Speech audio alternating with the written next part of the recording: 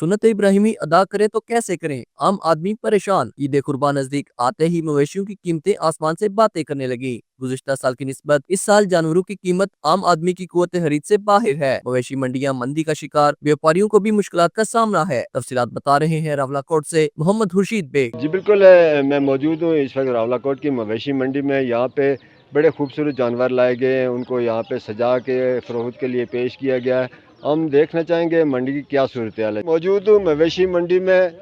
मुंडा पंजाबू आया है, 9 मन का भैंसा लिया क्या है। ਇਹਦੇ ਕੋਲੋਂ ਪੁੱਛਦੇ ਆ ਕਿ ਜੀ ਕੀ ਪੋਜੀਸ਼ਨ ਹੈ, ਦੀ ਕੀਮਤ ਕੀ ਹੈ, ਵਜ਼ਨ ਇਹ ਕਿ ਦੱਸਦਾ ਹੈ ਤੇ ਗਾਹਕ ਕਿੰਨੇ ਕਾਏ ਨੇ ਇਸ ਵਕਤ ਤੱਕ ਜੀ। हाँ जी, इसका वजन 9 मन है जी, 5.5 लाख रुपया कीमत है।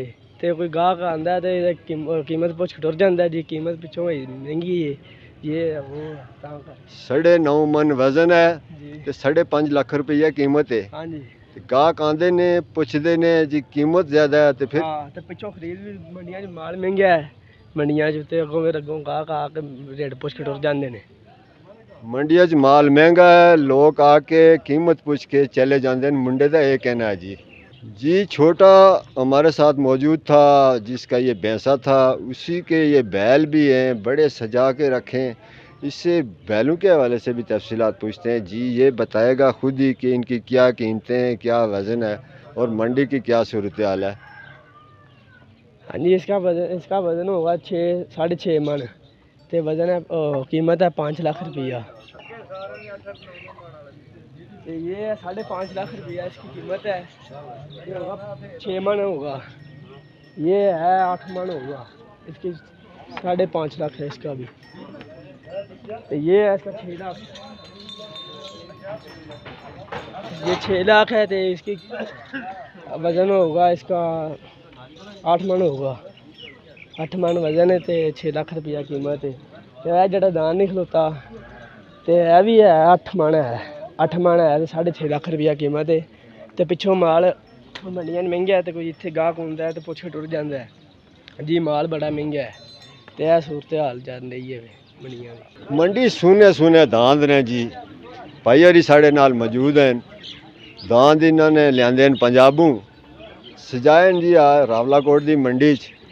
गाहक ने हवाले नाल इन्हों को पुछदे हैं कि इन्हों दी कीमतां ने ते गाहकां दी के पोजीशन है जी। दसो जी। हाँ जी, अस्सलाम वालेकुम। ये जी दान ने को 8 मन का, को 9 मन का, को 7 मन का।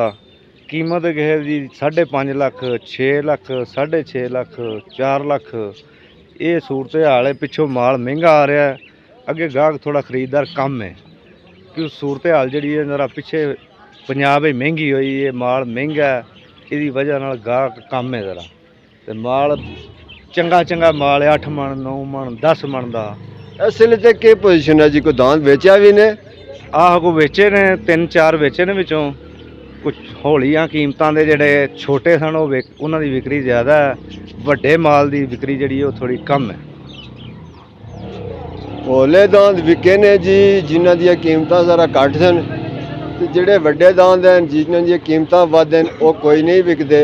मंडी ज़रा मंदी है, लोगों की कुव्वत खरीद कमज़ोर हैगी।